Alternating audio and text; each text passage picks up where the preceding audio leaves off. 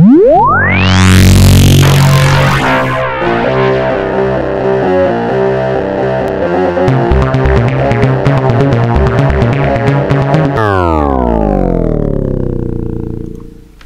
5. The chopper landed in a mostly unaffected area on the outskirts of the city. A huge base full of Alliance soldiers, vehicles and public members who were saved from the city. As we touched down, everyone seemed to stop what they were doing and walk to the chopper. I stepped out and received a huge cheer and applause from the soldiers surrounding the landing zone. My team joined me and we walked in a single file down past all the cheering and saluting soldiers.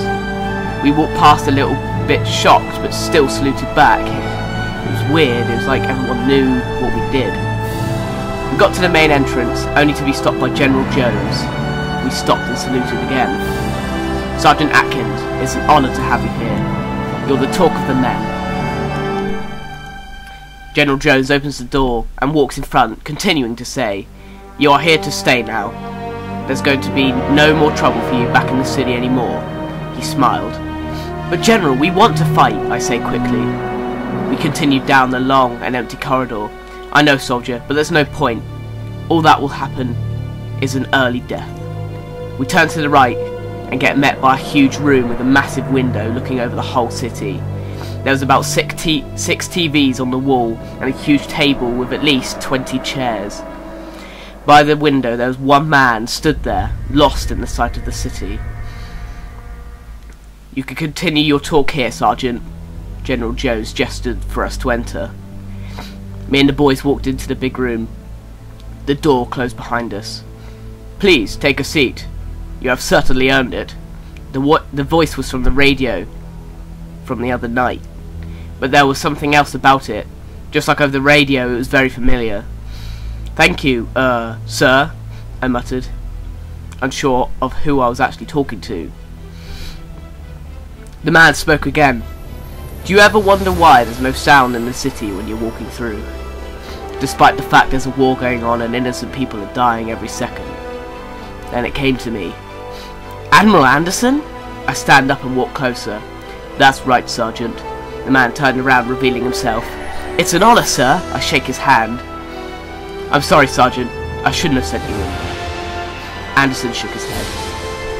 "It's okay, sir. We have to keep up the attack. We are bound to lose good men, but they died as heroes," I tell the Admiral. Then a young woman bursts in holding a datapad. "Sir, we have found the first 3 teams. They're getting picked up now, but we have bad news." She gives the datapad to Anderson. "Damn it, they're so far apart, and the army is deploying at their location." "Yes, sir," the lady replied. Anderson scratched his head. "What is it, sir? What's happened?" I questioned. "There were 5 other teams around the city. You were the 6th. But now they all got split up. And now we can only save the first 3, who are located in the south nearby this base. The other 6 are located around the north, where an army of husks and cannibals is gathering for a final attack. There's no hope." Anderson turns to look back out of the window. "Private, go tell the General this." Anderson gives the datapad back to the young woman and turns back to the window. "Sergeant, I know you're the right man for the job, but I can't bring myself to put you and your team in any more danger." Anderson looked over his shoulder at me and my team. "We'll do it, sir. Just give us the data and we'll go," I explained. "Okay, Sergeant, if that's what you wish." Anderson told us the details. "Okay, so your mission is to get to the 2 other teams before the Reaper forces do. They are close together, each in a 5-mile radius," Anderson explained. "But now there's a threat of a huge army heading towards the location of our teams," Anderson continued. "So Anderson, why are the Reapers making this army?" I asked. "From what we know, they are gathering in the north and doing a huge sweep through the whole city, and ending up here. This is where we'll fight them and send the biggest message to the Reapers. But we're lacking in numbers, that's why we need these 2 other teams," Anderson replied. "We got this, sir. We will not fail," I saluted. The sky darkened like it did when the Reaper invasion started. One spot in the sky started glowing a dark orange, like there was a flame flickering in the clouds. The sky suddenly cleared, as silence took over for a short moment as the Alliance base watched on, scared but prepared. Rushing to the window, me and my team, and Anderson, muttered. More? Anderson grabbed a radio and yelled into it. Everyone hide! Get to cover! We can't let this position fall! Covering against the wall with my team, I shouted across to Anderson. What are we doing, sir? Anderson shook his head. There's nothing we can do! A huge screeching sound and explosion tore through the sky. Peering back through the window, I'm shocked to see 10 more Reapers fall from the sky, landing in a circle, roaring to each other. So haunting. So many Reapers in one spot tore the ground into a huge crater. These Reapers are smaller than your ordinary Reaper, like Sovereign, who stood 2 kilometers high. These Reapers stand 160 meters high.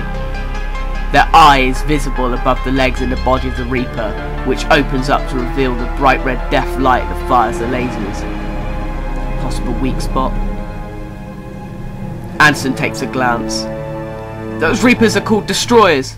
He slams his fist against the wall. I look again. Between the Reapers in the ring of metal, he was right. More forces were being dropped off. Husks were the only familiar sight. Sir, what are the other forces that are being dropped? I ask. You see those Tyrion-like beings? Anderson points. I nod. Well, they were once Tyrion. Now they're a military Husk fighting force called Marauders. Max whispers, bastards, under his breath. They are armed with face-on assault rifles and have a couple of layers of shields too, Anderson explained. What about them? I point at some skinny pale creatures who seem to command groups of the Reaper strike forces. They are called Banshees. They are horrible beasts, very intelligent and extremely dangerous. Take them out first to make sure you don't die a horrible death by these creatures.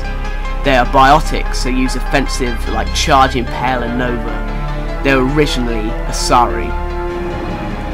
Anderson wiped his brow and pointed at another new enemy. A mechanized bird-like creature with little blue lights all over its body. That, Sergeant, is a harvester. Anderson turns to face me as I interrupt. Harvesters? As in the weird flying beasts on some planet? They're huge and very dangerous? The same thing? Nodding in agreement, Anderson continued. That's right, Greg. But these have mutated into husks under Reaper control. They are the dropships, not the Reapers. They have 2 very dangerous head-mounted cannons. Anderson stopped and cursed. Shit, not them too. I look again out of the window to see giant husk-like beasts marching into formation. And they are? I asked the concerned Admiral. They are brutes. They are made from Tyrion and Krogan. Yet again, Max mumbled under his breath. Damn it. Anderson paused, then continued. They are insanely strong and covered in armor plating. One of their hands is a huge claw used to smash and rip all in their way. Unstoppable. We back against the wall once more.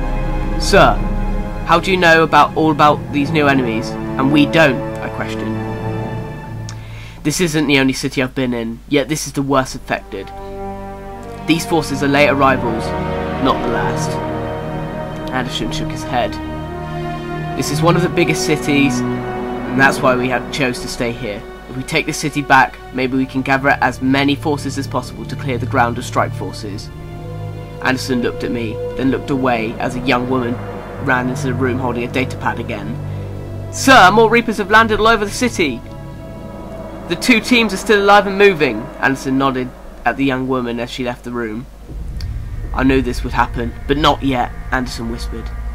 Sergeant, go now. Get those 2 teams. Now. Take extra precaution. The fate of the city, may be even the world, now relies on you. Follow your map. The teams will be located under red dots. Anderson salutes me, and my team left the room. Goodbye, sir. We will succeed. I salute back.